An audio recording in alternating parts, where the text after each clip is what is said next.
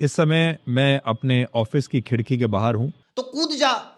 नहीं सॉरी, मेरा मतलब है कि तू खिड़की के बाहर है या तिहाड़ के बाहर है, ये बात लोगों को क्यों बता रहा है? तेरी लोकेशन पता करके सृष्टि का क्या फायदा होगा? इससे ब्रह्मांड का क्या लाभ हो जाएगा? इससे मानव जाति के जीवन में क्या बदलाव आ जाएगा? आप देखिए। अरे नहीं देखते। हम क्यों देखें ये ब्लैक एंड व्हाइट चुड़ैल? हम क्यों देखें ये चिप वाला चमगादड़? हम क्यों देखें ये तिहाड़ी तेंदुआ? नमस्कार दोस्तों, स्वागत है आपका रिपोर्टर के महेंद्र सिंह शो में। आज के शो में हम मोदी की इसी मोमबत्ती को बुझाएंगे, गोदी मीडिया के इसी मोगैम्बो का गेम बजाएंगे, क्योंकि ये भाई साहब अपने ऑफिस की खिड़की में खड़े होकर बता रहे हैं कि देश में एलपीजी की कोई किल्लत नहीं है। आखिर तक देखिएगा, गारंटी है मजा आएगा। लेकिन वीडियो को आगे बढ़ाने से पहले मैं आपको मार्केट वुल्फ के बारे में कुछ बताना चाहता हूं। एक्चुअली ये शायद सभी को पता है कि सिर्फ जॉब से लोग करोड़ों नहीं कमाते, बल्कि बहुत सारे लोग अपनी इनकम को स्टॉक मार्केट में इन्वेस्ट करके पैसा कमाते हैं। लेकिन सभी ऐसा नहीं करते क्योंकि उन्हें पता ही नहीं होता कि शुरू कहां से किया जाए। ऐसे ही लोगों के लिए है मार्केट वुल्फ। ये एक सेबी रजिस्टर्ड ऐप है जो भारत में तेजी से पॉपुलर हो रही है। यहाँ एनालिस्ट रोज आपको बताते हैं कि किस में इन्वेस्ट करना सही रहेगा, वो भी एकदम फ्री में। अब देखिए कि ये ऐप इन्वेस्टिंग के लिए क्यों परफेक्ट है। पहले लॉगिन कीजिए, इसमें फॉलो ट्रेड फीचर है। इसमें आपको रियल टाइम में वो ट्रेड्स दिखते हैं जिसमें लोगों ने प्रॉफिट बनाया है, और ये प्रॉफिटेबल ट्रेड्स आप भी बस एक टैब में ट्रेड कर सकते हैं बिना कोई गेस वर्क के। जैसे मैंने फॉलो ट्रेड पर क्लिक किया, ट्रेड को प्लेस किया और ट्रेड चालू हो गया। अच्छी बात यह है कि यहां आप छोटी सी अमाउंट से भी ट्रेडिंग शुरू कर सकते हैं, और जिसको डर होता है कि कहीं कोई बड़ा नुकसान ना हो जाए, तो उस डर का भी सॉल्यूशन है इनबिल्ट स्टॉप लॉस फीचर। मतलब जैसे ही लॉस एक लेवल तक पहुंचता है तो ये खुद स्टॉप लगा देता है ताकि किसी को ज्यादा नुकसान ना हो। देखिए इसमें प्रॉफिट ट्रेड के हिसाब से मूव कर रहा था, मैंने एकदम स्टॉप ट्रेड पर क्लिक किया और 2065 का प्रॉफिट बुक हो गया। इसी तरह लोगों ने फरवरी में 39,363 रुपए, एक ही दिन में 15,239 और पिछले पूरे साल में 5,03,940 रुपए का प्रॉफिट बुक किया है। और इस प्रॉफिट में मार्केट वुल्फ का कोई कमीशन नहीं है। यहां आपको मुफ्त में रिकमेंडेशन मिलती है। इस फैसिलिटी को आप सिर्फ 99 रुपए की लाइफ टाइम फी में यूज कर सकते हैं, सुबह 9 बजे से रात 12 बजे तक। मार्केट वुल्फ के 2 मिलियन से ज्यादा डाउनलोड्स हो चुके हैं। आपके लिए भी मैंने लिंक डिस्क्रिप्शन में दे दिया है और कमेंट में भी पिन किया है, प्लीज चेक इट आउट। और मेरे पीछे आपको दिल्ली दिखाई दे रही है। हाँ, तो तू अगर दिल्ली में खड़ा होकर वीडियो बनाएगा तो तेरे पीछे दिल्ली ही दिखेगी। ग्रेट वॉल ऑफ चाइना कैसे दिखेगी? स्टैचू ऑफ लिबर्टी कैसे दिखेगा? तेरे पीछे व्हाइट हाउस कैसे दिखेगा? भाई तू काम की बात बोलना। ये बता कि देश के टैक्स पेयर्स के करोड़ों रुपए अंटी में डालकर ऑफिस का काम धंधा छोड़ के तो खिड़की पे फिल्मी कलियां क्यों खिला रहा है? वैसे तो लोग आपको कह रहे होंगे कि पूरे देश में हाहाकार मची हुई है, पूरे देश में डर का माहौल है, लेकिन यहाँ अगर आप देखेंगे तो सब कुछ ठीक ही दिख रहा है। अबे 100 करोड़ की बेवा, क्या कहना क्या चाहता है कि अगर तेरी खिड़की से सब कुछ नॉर्मल दिख रहा है तो दुनिया में सब कुछ नॉर्मल चल रहा है? मतलब ईरान अमेरिका का वॉर चल रहा है, ये बात ये तब मानेगा जब इसे अपनी खिड़की से मिसाइलें गिरती हुई दिखाई देंगी। रूस यूक्रेन का वॉर चल रहा है, ये बात ये तब मानेगा जब पुतिन इसकी बालकनी में आके जेलेंस्की की गुद्दी थपेड़ेगा। और भारत में एलपीजी की कोई क्राइसिस है, ये सुधीर चौधरी तब मानेगा जब कोई खाली सिलेंडर इसकी खिड़की में दे मारेगा। ऐसी कोई बात आपको यहाँ नजर नहीं आएगी। अरे कैसे नजर आएगी? नजर तो तब आएगी जब तू अपनी इन जापानी जुल्फों की तय को खराब करके सड़क पे रिपोर्टिंग करेगा। नजर तो तब आएगी जब तू फाउंडेशन से पुते हुए अपने थोबड़े को एसी ऑफिस से निकाल के चिलचिलाती धूप में जाएगा। भाई नजर तो तब आएगी जब तू अपने गले से मोदी का पट्टा उतारेगा। आपने नोट किया है कि जब भी हमारे देश में कोई संकट आता है तो कुछ चीजें हमेशा एक जैसी होती हैं। सही कहा, संकट के टाइम कुछ चीजें बिल्कुल एक जैसी होती हैं। जैसे संकट आते ही मोदी जी एकदम से गायब हो जाते हैं, क्योंकि उनको पता है कि देश एक साथ दो संकट नहीं झेल सकता। संकट आते ही सबसे पहले सरकार इनकार करती है, कोई संकट तो है ही नहीं। फिर सरकार कहती है कि संकट तो विपक्षियों की वजह से है। फिर मीडिया कहती है संकट तो मुसलमानों की वजह से। और फिर 1-2 महीने लोग मरते पिटते रहते हैं, और जब संकट अपना काम करके निकल जाता है तो बीजेपी वाले पोस्टर लगा के देश को बताते हैं कि संकट मोचक तो मोदी ही थे। जैसे पिछली बार जब कोविड का संकट आया था, तब भी कहा गया था कि ऑक्सीजन की कमी हो गई है। कहा गया था? अरे कहा गया का क्या मतलब है लाहौरी लंगूर? ऑक्सीजन की कमी हुई थी, कहा नहीं गया था। लोग बिना ऑक्सीजन के घुट घुट के मर रहे थे। मरीजों के परिवार वाले सिलेंडर के लिए मारे मारे घूम रहे थे। डॉक्टरों ने हाथ खड़े कर दिए थे, अस्पतालों ने लिख के बोर्ड टांग दिए थे कि हमारे यहां और ऑक्सीजन नहीं बची है। ये तो तेरी किस्मत अच्छी थी कि तू कोरोना में इलाज के दौरान भी मस्त सेल्फी खींच रहा था, लेकिन दूसरी ओर यमराज लाखों लोगों की सांसें खींच रहा था। और उस दौरान जिन लोगों को असल में ऑक्सीजन का सिलेंडर चाहिए था, उन्हें नहीं मिला। और बहुत सारे लोगों ने, जिन्हें नहीं जरूरत थी, जिन्हें सिर्फ डर था कि उन्हें आगे चलकर जरूरत होगी, उन्होंने वो खरीद कर रख लिया। हाँ बिल्कुल, ये तो मैंने अपनी आंखों से देखा। सारे लोग लॉकडाउन तोड़ के ऑक्सीजन सिलेंडर खरीदने निकले हुए थे। लोग ऑक्सीजन के टिफिन पैक करवा के घर ले जा रहे थे। लोगों ने ऑक्सीजन के झोले भर के अलमारी में रख लिए थे। कईयों ने तो जानबूझ के अपने फेफड़ों में एक्स्ट्रा ऑक्सीजन स्टोर कर ली थी कि जब कोरोना होगा तो यही पाइप डाल के सिलेंडर भर लूंगा। यही होता है जब क्लास बंक करके कैंटीन में लड़कियों के साथ अंताक्षरी खेलने वाले न्यूज एंकर बन जाते हैं। यही होता है जब गेहूं और धान की बाली में फर्क ना बता पाने वाले न्यूज रिपोर्टर बन जाते हैं।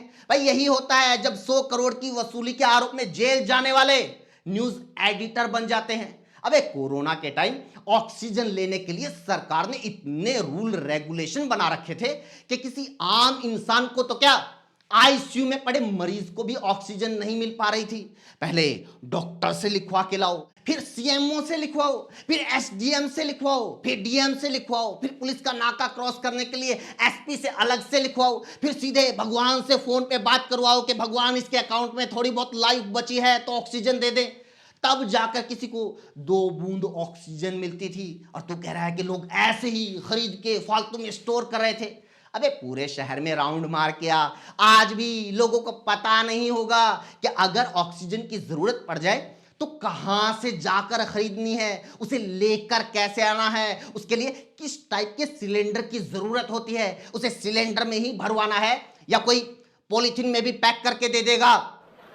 उस दौरान भी डर फैलाया जा रहा था। ये भी कहा जा रहा था कि कोविड की वैक्सीन मत लगवाइए, ये वैक्सीन ठीक नहीं है। हाँ वैक्सीन तो एकदम ठीक ही है। एक काम करो मोदी जी, जितनी भी डोज बची हुई है सारी की सारी इसको ठोक दो, इसी को बना दो चलता फिरता एंटीवायरस। अबे उस टाइम वैक्सीन लगवाने के लिए भी लंबी लंबी लाइनें लगती थी। जितनी वैक्सीन की जरूरत थी उतनी नहीं मिल पा रही थी। और जहां तक डर की बात है तो असली डर तो अब वैक्सीन लगवाने के बाद तेरी सरकार ने फैलाया है, क्योंकि खुद सरकार ने सुप्रीम कोर्ट में जाकर बोल दिया कि अगर वैक्सीन से किसी को कोई साइड इफेक्ट हुआ तो सरकार की कोई जिम्मेदारी नहीं है। ये सही है, सीने में 2-2 गोलियां ठोक दी और अब कह रहे हैं साला मर गया तो हमें क्या। यानी जब भी हमारे देश में कुछ संकट आता है तो हमारे देश के राजनीतिक दल उस पर पूरी राजनीति करते हैं। अबे तेरे दिमाग का आधार कार्ड घुटनों से लिंक है क्या? ये बता, राजनीतिक दल राजनीति ना करें तो क्या करें? कीर्तन में ढोलकी बजाएं? अबे अगर संकट राजनीतिक प्रधानमंत्री ने पैदा किया है तो दल तो उनके खिलाफ बोलेंगे ही। नोटबंदी बराक ओबामा ने नहीं की थी, राजनीतिक पीएम ने की थी। कोरोना को लेकर पूरी दुनिया चेतावनी दे रही थी, राहुल गांधी चेतावनी दे रहे थे। उसको इग्नोर करके नमस्ते ट्रंप और इलेक्शन शेख हसीना नहीं खेल रही थी, हमारे राजनीतिक पीएम खेल रहे थे। पॉल्यूशन से लेकर पॉल्यूटेड वाटर तक, पुल गिरने से लेकर हाईवे दरकने तक, मिलावटखोरी से लेकर नकली कफ सिरप तक, हर एक संकट के पीछे राजनीतिक पीएम हैं, राजनीतिक सरकारें हैं। तो दल तो राजनीति करेंगे ही। कुछ लोग डर का माहौल, अफवाहें फैलाते हैं।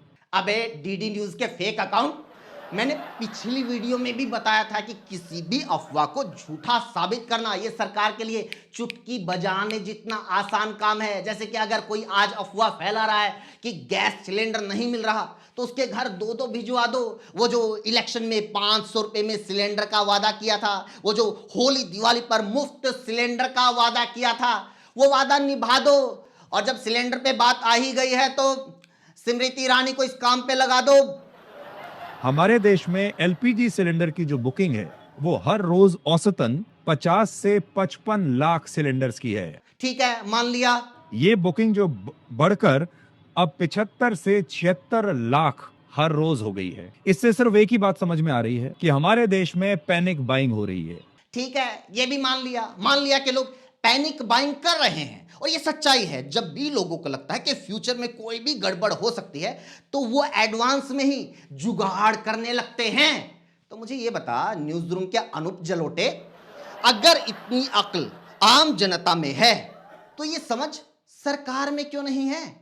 जब आम लोगों को इतनी समझ है कि बारिश का मौसम चल रहा है तो पहले ही घर से छाता लेकर निकलो। जब लोगों को लगता है कि ट्रैफिक जाम हो सकता है तो घर से 1 घंटा पहले निकलो। जब लोगों को पता है कि कल 2 अक्टूबर है तो अपना कोटा पहले ही लेके रख लो।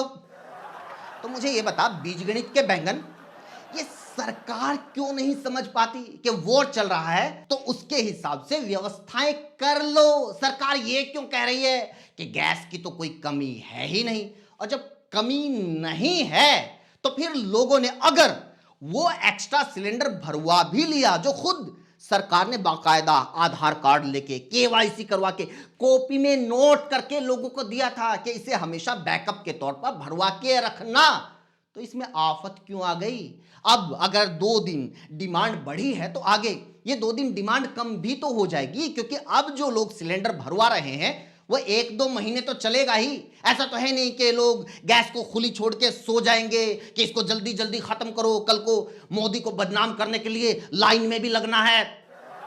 लेकिन इतना जरूर है कि ये संकट का समय है, क्योंकि ईरान युद्ध के दौरान जो कुछ भी हो रहा है अब उसकी भरपाई पूरी दुनिया के देश देंगे, उसमें हमारा देश भी है। हाँ, तो यही तो खुल के बोलने वाली बात है शतरमुर्ग, कि ईरान युद्ध की वजह से प्रॉब्लम है। जो प्रधानमंत्री लोगों को गैस सब्सिडी छोड़ने के लिए खुलकर बोलते हैं, जो प्रधानमंत्री नोटबंदी जैसा बेसिर पैर का फैसला लेने के लिए 8 बजे लाइव आते हैं, जो लॉकडाउन जैसा कहर बरपाने के लिए देश के नाम संबोधन देते हैं, वो इस मौके पर देश के सामने आकर क्यों नहीं कह रहे कि आपके सहयोग की जरूरत है? ये मीडिया के साथ मिलकर डबल डबल गेम क्यों खेला जा रहा है? दिन में जिस न्यूज चैनल के रिपोर्टर ग्राउंड पर जाकर एलपीजी की लाइनें दिखाते हैं, रात को उसी चैनल का एंकर बोलता है लाइन तो है ही नहीं। बताओ ये क्या हरकत हुई कि ठरकी बेगम पहले ही खुद ही मोहल्ले के महिपाल को इशारा करके बुलाती है और फिर पकड़े जाने के डर से खुद ही चिल्लाती है बचाओ। एक्चुअली ये सिर्फ सुधीर चौधरी की नहीं बल्कि हमारे देश के करोड़ों लोगों की प्रॉब्लम है। प्रॉब्लम यह है कि हम सारी दुनिया को अपनी सिचुएशन के हिसाब से आंकते हैं। अगर हमें कोई दिक्कत नहीं हो रही, हमारा सिलेंडर भरा हुआ है, तो हमें लगता है कि बाकी लोगों की लाइफ भी तो ऐसे ही चल रही होगी। हम लोग उस चमगादड़ की तरह हैं जो खुद सीधे हैं तो धरती सीधी दिखती है, और खुद उल्टे लटक जाते हैं तो सोचते हैं धरती पलट गई। कसम से कम बोलने से पहले हमें इस बात का ध्यान जरूर रखना चाहिए कि भाई हम 140 करोड़ की आबादी के देश हैं। यहां सबको नहीं, आधों को भी नहीं, या सिर्फ अगर 1% लोगों को भी कोई दिक्कत पेश आती है तो इसका मतलब पता है क्या हुआ?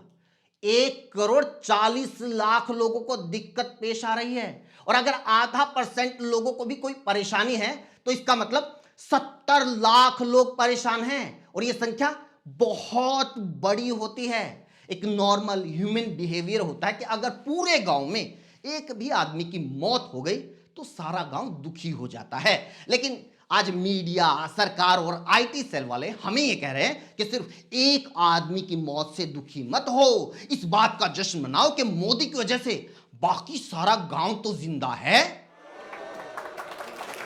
इसी साथ वीडियो में इतना ही दोस्तों। वीडियो कैसी लगी कमेंट करके जरूर बताइए, चैनल को जरूर सब्सक्राइब कीजिए। मार्केट वुल्फ का लिंक मैंने डिस्क्रिप्शन में दे दिया है, कमेंट में भी पिन कर दिया, प्लीज उसे भी जरूर चेक कीजिए। Thank you so much.